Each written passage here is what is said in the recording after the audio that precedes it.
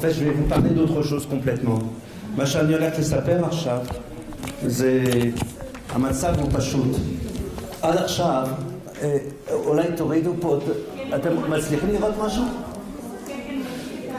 אוקיי. טוב, תראו. מה שקורה שעד עכשיו התייחסו לעלייה כאילו שצריך לעזור לאנשים שבאים מרחוק ואין להם מה לאכול, באים עם ארץ מצוקה, ועכשיו צריך לחשוב בכלל לעלייה כמשהו אחר לגמרי. אנחנו פשוט, העלייה מצרפת הופכת להיות בעצם ההזדמנות הראשונה שיש לנו להביא עלייה מארץ רווחה, מארץ של מפותחת. C'est-à-dire qu'on a pour la première fois dans l'histoire du sionisme, בפעם ראשונה בהיסטוריה של תולדות הציונות, יש לנו סיפור של עלייה מארץ רווחה, מארץ עשירה, וצריך להתייחס אליה בצורה אחרת מאשר הסיפור הקלאסי. פשוט זה סיפור אחר. ומפני שאין יותר מאגר של יהודים עניים במצוקה, מדובר שכל העלייה שתבוא, עם עוד 5 שנים זה יהיה אנגליה, לכן התוכנית שכתבנו לראש הממשלה לפני 3 שנים זה נקרא צרפת תחילה, כי אחרי צרפת יש אנגליה, ואחר כך זה קוויבק, ואחר כך יכול להיות מקומות אחרים. Donc on est en train de vivre quelque chose qui est un moment historique, c'est la première fois qu'on va avoir une histoire du sionisme, dans l'histoire du sionisme, une alia qui vient d'un pays riche. Et donc il faut se comporter d'une autre manière complètement. Et pour faire ça, évidemment, l'ADN israélien ne comprend pas. ה-DNA הישראלי עוד לא הבין את הסיפור, והוא לא יכול לשנות את הדברים, מדובר על איזושהי מערכת כבדה, ולכן היא לא מבינה איפה נמצאים הצרפתים. מבינים מה זה אתיופים, מבינים מה זה אמריקאים, אבל הצרפתים קשה מאוד להבין. אז אני אגיד לכם מהו התרחיש הקלאסי. מפני שזה כתוב בעברית, אני אעבור לצרפתית, תסתכלו. התרחיש הקלאסי, depuis 120 ans de sionisme, on a à peu près tous les 10-15 ans un scénario redondant qui se répète en permanence, qui est le suivant. Les plus riches, les plus diplômés, les plus brillants vont partir aux États-Unis. Voilà ce qui se passe depuis 120 ans. Ensuite, on a les gens qui sont les plus intégrés, ceux qui sont les plus assimilés, eux font de ce qu'on Franz Kafka appelait de l'amnésie volontaire. Ça veut dire que tout à coup, ils oublient qu'ils sont juifs, ils vont maraniser. Ils vont tout simplement, c'est trop dur de dire qu'on est juif au travail, c'est trop dur qu'on est pro-israélien, et puis ils vont faire au fur et à mesure, ils vont oublier qu'ils sont juifs, et on va les perdre. C'est comme ça que ça s'est passé à chaque fois. Sauf quand ils n'avaient pas le choix, et là on les envoyait dans des mauvaises conditions. Et puis ensuite, qui est-ce qui va venir en Israël? Finalement, c'est ceux qui viennent en Israël, c'est une poignée d'idéalistes, des gens qui sont déjà là, ceux comme vous et moi qui sont là. Et puis surtout, une population importante, קבוצה של אולי 150-200,000 איש יגעו, זה מה שאמר לי יוג'ין קנדל, כן? יבואו ללא המנהיגות, זאת אומרת שהם יסבלו מאוד טוב, הרבה מאוד פה, כי לא יכין שום דבר בשבילם.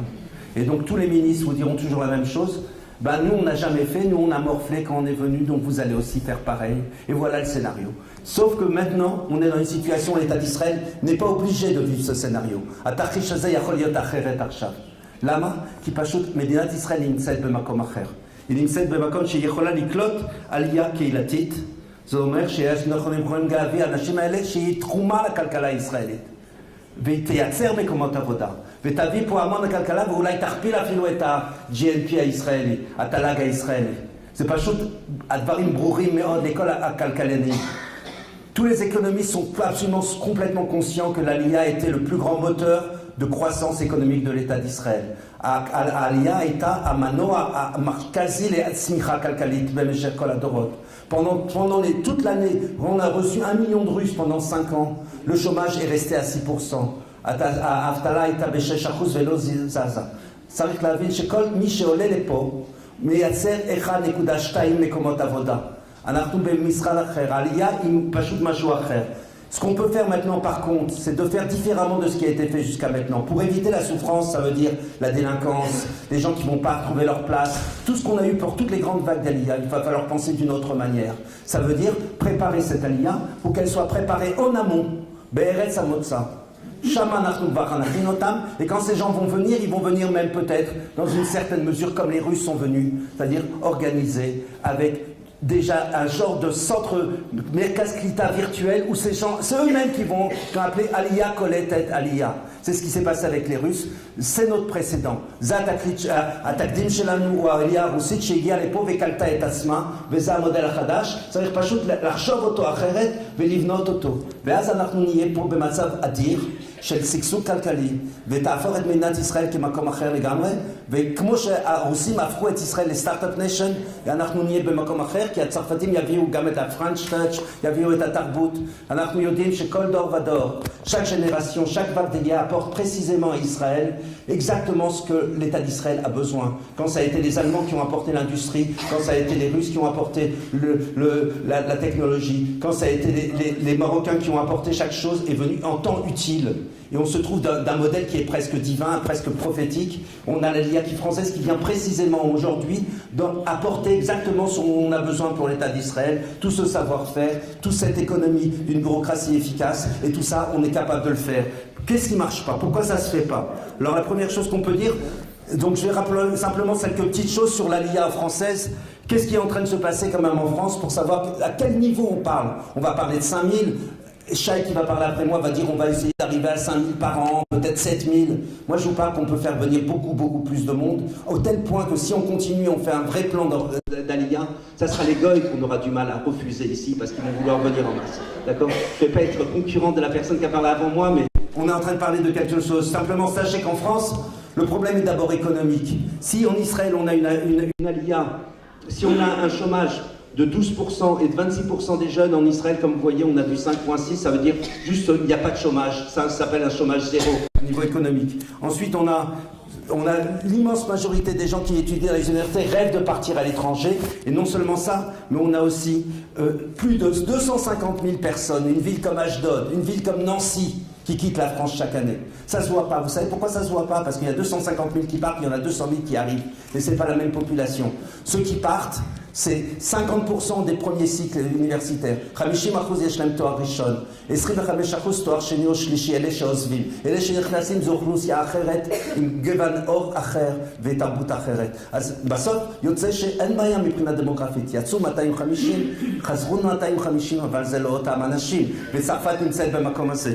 עכשיו, ותדעו לכם ש20% מבוגרי les grandes écoles eh ben, quittent la France, ils prennent leur premier job à l'étranger. Ça, c'est pour les juifs et les goïs. Tout le monde convainc beaucoup. Donc, il ne s'agit pas seulement simplement des juifs. Mais pour les juifs, on est dans une situation, regardez, il y a 4700 lieux juifs en France. Des restaurants, 305 restaurants, des synagogues, etc. Vous croyez qu'on peut les garder quand on a plus de 2000 djihadistes en liberté qui ont appris à tuer des bébés pendant 2 ans en Syrie et qui sont revenus et qui sont les caïds dans les 300 zones de non-droit qu'on a en France. Et quand vous parlez avec les directeurs de stratégie en France, ils vous disent mais tout simplement on ne peut rien faire, il y a des armes partout. On est dans une situation absolument impossible de surveiller une école, de protéger les Juifs de France. Les Juifs de France ne sont pas protégés. Ils ne pourront pas être protégés. Pas parce que le gouvernement ne fait pas plein d'efforts. Le gouvernement français est complètement dédié pour essayer de sauver les Juifs, mais il n'a pas forcément les moyens de sa politique. Il veut éviter la guerre civile à tout prix, et donc il va probablement avoir à faire quelque chose pour que c'est plutôt les Juifs qui vont devoir se bouger. Alors écoutez, les Juifs, il y en a beaucoup d'après l'Union européenne, le Fundamental Rights Agency. 49% c'était il y a 3 ans des Juifs qui envisageaient de partir. Aujourd'hui, c'est presque 70% qui envisagent de quitter.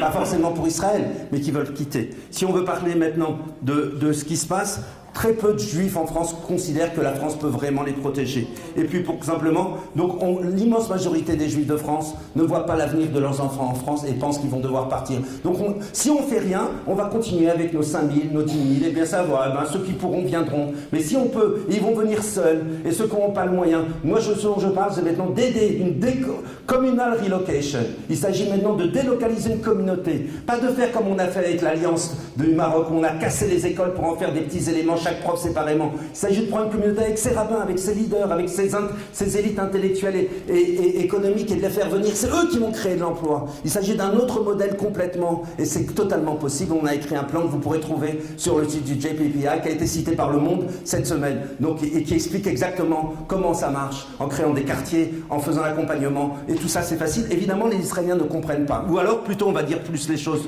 On va parler simplement ça, vous savez, je n'ai pas besoin de vous le dire, on en a parlé tout à l'heure, Denis en a parlé. On a 200 000 Juifs qui sont dans le noyau communautaire, mais à part eux, on a encore 300 000 Juifs qui sont loin. Mais si vous leur faites des voyages Taglit et vous leur faites visiter Israël, vous leur dites qu'ils peuvent passer 1 an en Israël dans un stage, en faisant la fête tous les soirs à Tel Aviv, il y en a plein qui viendront pour d'autres raisons. Et parmi eux, on a encore plus que ça. On a même 1 200 000 personnes qui sont éligibles à la loi du retour. Éligible à de retour parce que vous avez Sarkozy dedans, vous avez Manuel Valls qui est sous influence juive et dont les enfants sont juifs, etc. Vous avez Carla Bruni. Le nombre de gens qui sont éligibles à l'euro, ça veut dire qu'on a une masse énorme. Et si on ne fait pas venir les Français ou d'autres gens comme ça, d'après les rapports de l'OCDE sur l'emploi en Israël, on va avoir besoin de 100 000 médecins, 9 000 infirmières, 9 000 médecins, et ben on va les chercher en Inde et en Chine. Et l'État d'Israël aura une autre figure si on n'est pas capable de faire venir les Juifs de France dans des bonnes conditions, qui eux sont évidemment sinistres. Alors qu'est-ce qui se passe? En fait, qui a changé par rapport à toute l'histoire qu'on a vue dans le passé, c'est qu'est-ce qui s'est passé? C'est qu'aujourd'hui on est une start-up nation. On a aujourd'hui la possibilité, on a des emplois pour tous ces gens-là. On a une capacité de croissance économique qu'on n'avait pas pendant ces 120 dernières années. Ceux qui venaient n'avaient pas le choix, il n'y avait rien pour leur donner. Ensuite, aujourd'hui on peut travailler sur la distance. On a entendu par Yitzhak Dahan. Les gens peuvent travailler moitié ici, moitié là-bas. On peut délocaliser des entreprises. Quand je vais voir les patrons de la Générale des Eaux, je leur dis écoutez, ou je vais voir le patron de Publicis, je leur dis écoutez, vous avez 25 000 employés, créez un centre à Tel Aviv, ça vous coûtera 50% moins cher, vous aurez des gens qui n'ont pas appris le français à Berlitz, c'est des gens comme vous et moi qui ont fait les meilleures écoles en France. Et ces gens-là, vous allez pouvoir dans la journée faire l'aller-retour et vous avez le marché sur le marché américain et le marché chinois. Et voilà ce que vous pouvez faire en ouvrant des filiales ici, en Israël. Ça sera une zone franche loin de la France. On parlera la lingua franca, mais on payera même des impôts en France si vous voulez. Mais là, les enfants seront protégés. Et les petites secrétaires de Sarcelles qui gagnent 1 500 €, eh ben, elles pourront vivre ici et travailler en français parce qu'à 40 ans, avec 3 enfants et qu'on est célibataire, alors on ne pourra pas apprendre l'hébreu comme on l'a vu tout à l'heure. Il va falloir aider ces gens-là d'une autre manière. Il faut repenser complètement le modèle. Alors qu'est-ce qui se passe? On a parlé de ça, et voilà, on a parlé de tout ça maintenant. Qu'est-ce qu'il faut maintenant? Il faudra aider. Il faudra aider les entreprises. Pour faire ça, il faut un one-stop shop. C'est extrêmement simple. Il faut les accompagner de là-bas, ici, ce que font les banques d'affaires. Ce qu'il faut aussi, c'est leur donner des pépinières d'entreprise, en les accompagnant, en leur donnant tout ce qu'on appelle le service comptable, le service financier, le service tous les services dont on peut avoir besoin, évidemment, la technologie, etc. Et à ce moment-là, on peut délocaliser des parties d'entreprise au fur et à mesure. On l'a vu, on a parlé tout à l'heure d'Advancia ou de Upsider, mais aussi on a d'autres emplois, énormément de gens qui font ça au titre individuel, mais il s'agit de mettre ça, d'aller d'une manière proactive, aller voir les grandes entreprises en France, et l'ambassadeur de France est prêt à nous accompagner pour le faire. C'est qu'ils ont bien compris qu'on est en train de faire quelque chose d'assez grand, et de penser que l'ALIA française en Israël n'est pas une perte sèche pour la France. Il ne s'agit pas d'un jeu à somme nulle, il s'agit d'une possibilité du déploiement économique et culturel de la France à travers le monde. Il faut savoir que quand Patrick Drahi vient en Israël et rachète Hot, eh ben, tous les gens qui ont des décodeurs de Hot, eh ben, c'est des décodeurs de la SAGEM et de France Télécom. Comme moi, j'ai fait mon alia après, et quand je suis revenu en Israël et que je travaillais de la Générale des Eaux et que j'étais patron à la direction générale et que je suis venu ici, naturellement, les entreprises avec qui j'ai travaillé en France, c'était les grandes entreprises françaises, les Bouygues, les SAGEM, les France Télécom, les Alstom, etc. C'est naturel. Il faut arrêter de penser ce jeu à somme nulle où on pensait que quand quelqu'un part, ça fait une perte pour la France. Ces gens vont partir de toute façon. Profitons de cette occasion pour les transformer en des vecteurs du développement économique de la France. On est un jeu à somme nulle, on n'est pas un jeu à somme nulle, on est un jeu où on va extrêmement développer tout ce qu'on peut développer dans notre double culture française et israélienne. Regardez, maintenant, qu'est-ce qu'il faut faire? Qu'est-ce qui ne marche pas? Vous allez entendre dans un instant de quoi on parle et pourquoi je suis venu vous parler aujourd'hui. Regardez, depuis 3 ans, moi et d'autres gens qui sont ici, on est parti voir les premiers ministres, on est parti voir les ministres, le ministre de Zeev Elkin, et tous viennent nous dire s'il s'agit d'une opportunité historique. Mais d'abord, historique, ça assure les face-face. Donc ils nous le disent tous, c'est eux qui nous le disent. Ils ont tous compris qu'économiquement, même si individuellement, chaque Israélien a l'impression que l'Italien qui vient émigrer en France lui prend son pain du français, tout le monde, les économistes savent tous que c'est pas du tout comme ça. Alors les premiers ministres et les ministres le savent, mais ils disent je peux pas faire ça, je peux pas vous aider. Ou alors ils nous disent oui, vous avez raison, mais à la fin rien n'est fait. Alors on a commencé à réfléchir, on a remis notre modèle à zéro, on a réfléchi, on s'est dit vous savez quoi? Vous savez ce qui se passe en fait? C'est que le modèle politique israélien est un modèle tribaliste, communautariste, sectorialiste, ce qui fonctionne sous un modèle où chacun est représentant d'un groupe de pression. Et des groupes corporatistes comme la compagnie d'aviation israélienne, l'aéronautique israélien, qui ont un ministre, Chaim Katz, ou des gens qui ont... Tous ces gens-là sont des groupes de pression extrêmement forts. Comment ça se passe au gouvernement? Eh bien, vous avez Chasse, qui va demander de l'argent pour les yeshivot. Vous allez avoir maintenant à côté, eh ben, je suis dans votre gouvernement, monsieur Netanyahou, même si Netanyahou s'est engagé devant les Juifs de France qui va les aider, mais Chasse veut demander de l'argent pour les yeshivot, Bennett va demander de l'argent pour les implantations, le ministre de la Défense va demander de l'argent, monsieur Elalouf va demander de l'argent pour les pauvres. et puis, etc., finalement, et les Russes vont demander pour les Russes, et finalement, les Juifs français, comme ils ne sont pas autour de la table, eh ben, ils vont rien avoir, ils sont une seconde rythme, et donc ils n'auront jamais rien. Si on n'a pas de présence politique, si on n'a pas de présence médiatique, on n'aura jamais rien. Vous comprenez ce que je suis en train de vous dire ? Alors comment on va faire? Oui, j'entends, j'ai bien compris Ariel, mais j'ai des choses à dire là aujourd'hui. Alors, écoutez, j'aime beaucoup le Mistral Aklita, mais c'est une partie du problème comme c'est une partie de la solution. Mais c'est aussi une partie du problème. Alors, qu'on entende bien.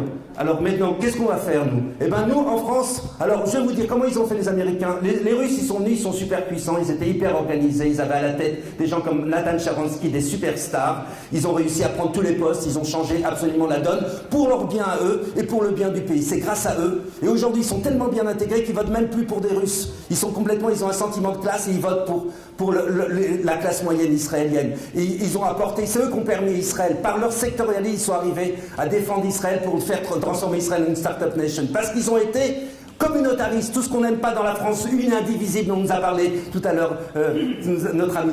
Et bien voilà, vous comprenez qu'il va falloir penser de façon paradoxale, être communautariste pour être contre le communautarisme. Les Américains, qu'est-ce qu'ils ont fait? Ils ont plein d'argent, ils ont 2 lobbyistes à plein temps. Et vous avez entendu, ils ont reçu 195 millions de shekels avec leurs 3 000 olim par an, pendant que les Français ont eu 170 000, ils ont été épinglés par Mevaker Amdina. Et ça n'a rien changé, ça continue. La politique continue toujours comme ça. Les Américains ont beaucoup plus d'argent que par tête de pipe que nous les Français. Pourquoi? Parce qu'on n'est pas présents. Eux, ils ont les moyens, ils ont de l'argent. Les Éthiopiens, ils ont leur façon à eux de travailler, ils descendent dans la rue, ils cassent des flics, ils cassent des magasins. Je vois pas un seul Français, il serait plutôt pour aller embrasser les mains des flics israéliens. Donc on n'en voit pas un Français qui va aller casser du flic.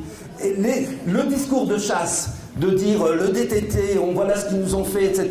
Tout ça, on n'est pas capable de le faire. On ne va pas tenir ce discours victimaire, ce qu'on appelle Barkianout, à Hachama, qui pouvoir, c'est pas pour nous. On doit utiliser. Alors qu'est-ce qu'on a, nous? Eh ben, ce qu'on a, nous, c'est qu'en France, on n'a pas de pétrole.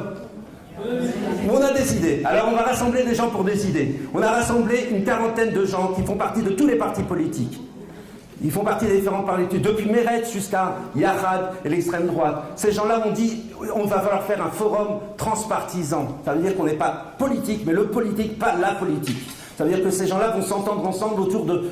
Parce que même s'ils ne sont pas d'accord sur les questions sécuritaires des territoires, ils sont tous d'accord que pour les dentistes, il faut des diplômes. Ils savent tous d'accord qu'il faut engager Massa. Ils savent exactement ce qu'il faut faire pour les populations pauvres, les 50 000 juifs qui vivent dans des cités en voie d'islamisation et qui n'ont aucun moyen de venir ici si on ne les aide pas. On est tous d'accord sur l'agenda. Ça fait 5e plan que j'écris. Pour le gouvernement, pour l'agent juif, donc on les connaît exactement ce qu'il faut faire. Tout le monde est d'accord sur ce qu'il faut faire. Il faut simplement maintenant du pouvoir et de la présence politique et médiatique. Alors qu'est-ce qu'on a fait? On a fait une commission.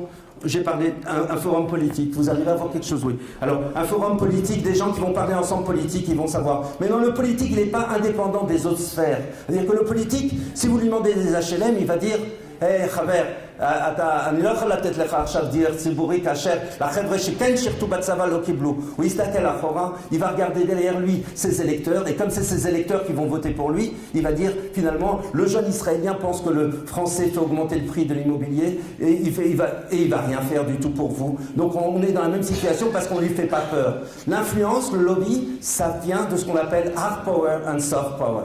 Hard power and soft power. Tout ce qu'on a fait pour l'instant, c'est du soft power. Mais c'est très bien, mais ça ne bougera pas, c'est pas comme ça qu'il faut fonctionner. Le forum politique, c'est des gens qui vont vous dire, vous aurez 3000 personnes encartées, mitpakdim en hébreu, et ben vous pouvez garantir qu'on va avoir un Chaver Knesset à Avoda, un Chaver Knesset qui seront dans les primaries, dans les primaires.